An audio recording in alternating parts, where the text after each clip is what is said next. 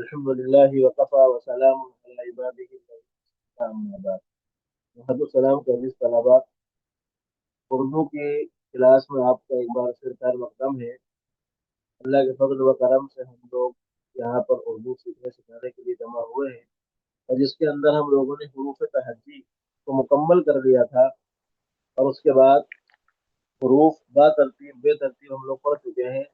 अब यहाँ पर इन्होंने ज़बर ज़ेर पेश के साथ तमाम हुरूफ को दिया है। और ये बात ज़हन में रखें कि उर्दू के अंदर ज़बर ज़ेर पेश नहीं लगाए जाते। ये सिर्फ नए तलबा को, नए बच्चों को समझने के लिए, उसकी आवाज़ को पहचानने के लिए यहाँ पर इन्होंने वक्ती तौर पर ज़बर ज़ेर पेश लगा दिया है। लेकिन उर्दू लिखते वक्त उर्दू के किसी भी हद के ऊपर ज़बर ज़ेर पेश नहीं लगाया जाता, लिखा जाता।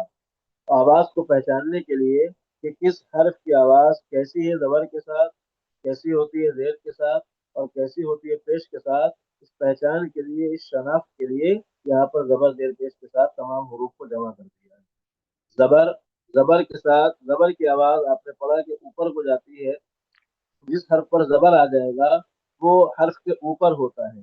जबर का माना ही होता है ऊपर।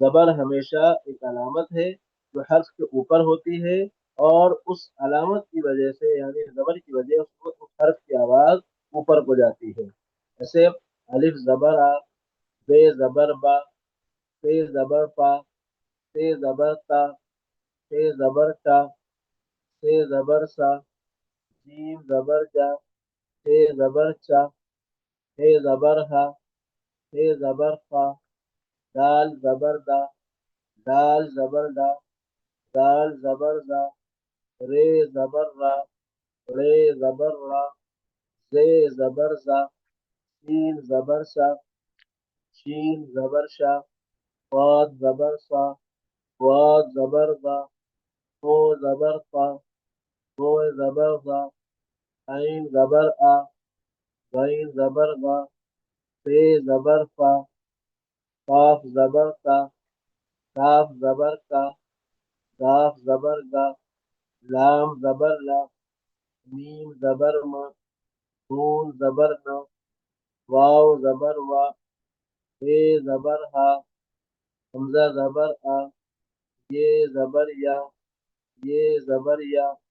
इसी तरह जेर के साथ इसको अदा किया जाएगा। जेर जेर का माना होता है नीचे, और जेर हमेशा ये अलामत हर्फ के नीचे होती है, और उस हर्फ की आवाज इस अलामत यानी जेर की वजह से नीचे की हो जाती है। यानी मिसाल के तौर पर अलिफ जेर ई, बे जेर बी, पे जेर पी, ते जेर पी, ते जेर टी, से जेर सी, जीम जेर जी, चे जेर ची, हे जेर ही, हे जेर ही, दाल जेर दी, दाल जेर दी, दाल जेर दी, रे जेर दी, रे जेर दी, से जेर सी, सीन जेर सी, शीन जेर शी, स्वाद जेर सी, वाद जेर वी,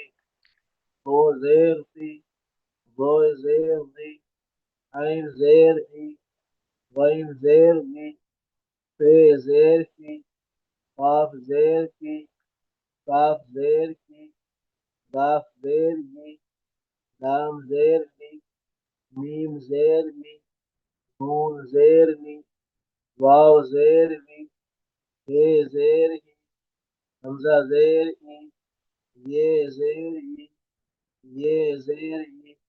यहाँ पर उर्दू में जो जेर होती है, आवाज जेर की आती है, जेर लगती तो नहीं है, लेकिन जब जेर के साथ किसी हर्फ को पढ़ा जाता है या किसी हुरूफ को पढ़ा जाता है, तो जेर के अंदर एक चीज और दाखिल हो जाती है कि जेर में मजहूल आवाज भी आती है। मजहूल का मतलब होता है मोटी आवाज, जो साफ न हो, और जो मारूफ यानी बारीक आवाज और जो है उससे मुख्तलिफ हो, मोटी हो।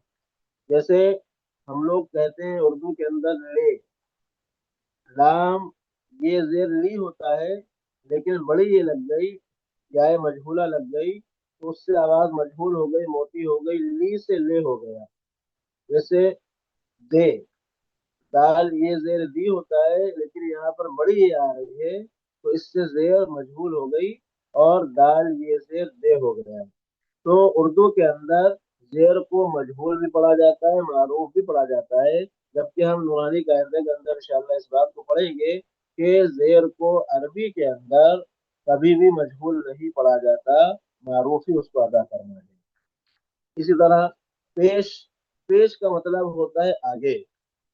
तो पेश ये अलामत जब किसी हर्फ पर आती है तो उसकी आवाज आगे की तरफ जाती है। मिसाल के तौर पर अलिफ पेश उ, बे पेश मु, पे पेश पु, ते पेश तु, ते पेश टू, पे पेश टू, जीम पेश जू, चे पेश चू, हे पेश हूँ, हे पेश हूँ, दाल पेश लू, दाल पेश लू, दाल पेश लू, रे पेश रू, रे पेश रू, जे पेश जू, सील पेश सू, शील पेश शू, स्वाद पेश शू, स्वाद पेश रू, फोर पेश शू, वो पेश रू, आइन पेश हू, वाइन पेश हू, पे पेश हू, काफ पेश हू, काफ पेश हू, गाफ पेश हू, लाम पेश लू, मीम पेश मू, नून पेश लू, वाव पेश हू, हे पेश हू, हमजा पेश हू, ये पेश यू, ये पेश यू। ये पेश की आवाज है। जिस तरह अभी हमने बताया कि जेर उर्दू के अंदर मारूफ और मजहूल दोनों तरह से पढ़ी जाती है, इसी तरह पेश भी उर्दू के अंदर मारूफ और मजहूल दोनों तरह से पढ़ी जाती है। जबकि अरबी में पेश भी सिर्फ मारूफ पढ़ी जाएगी, कभी भी मजहूल नहीं पढ़ी जाएगी। उर्दू में मजहूल की मिसाल ये है कि जैसे हम लोग उर्दू में कहते हैं दो, दाल वाव पेश दो, जबकि होना चाहिए दू। दू मारूफ है, लेकिन यहाँ पर ये मजहूल बन जाती है, पेश को मजहूल पढ़ा जाता है दो। लाम वाव पेश लो, लो, लू होना चाहिए, ये मजहूल हो जाती है लो।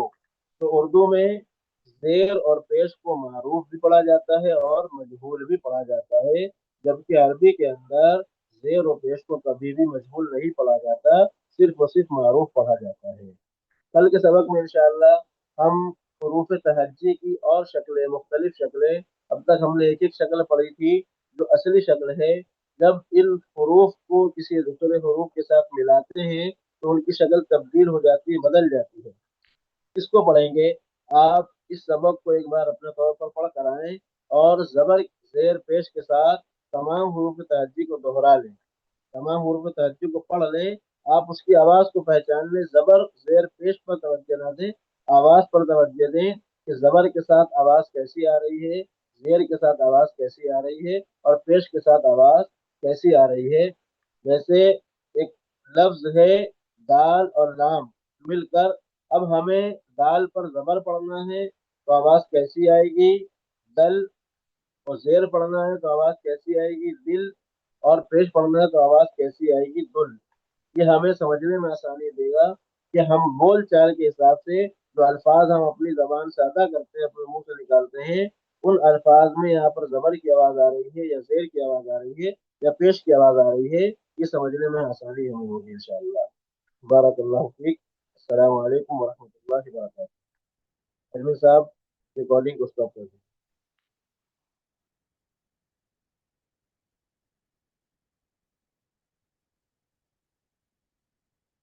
रिकॉर्डिंग को स्टॉप कर दीजिए।